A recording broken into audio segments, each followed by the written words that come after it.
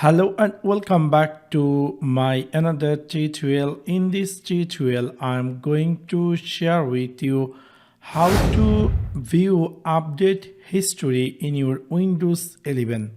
So let's take a look how to do that. Maybe somehow or some cases you're looking for your recently updated history in your Windows 11 operating system. In order to do that, it's really very easy and simple. You have to click in your Windows 11 Start menu and then click here Settings.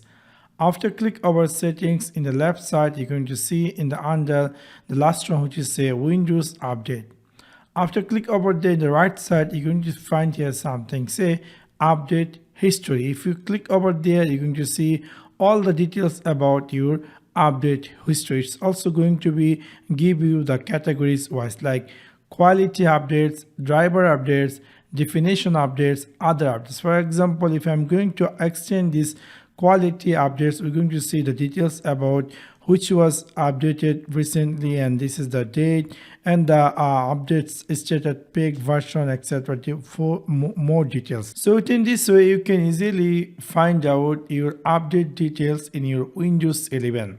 So that's for now. Thanks for watching my video. See you next one. Peace.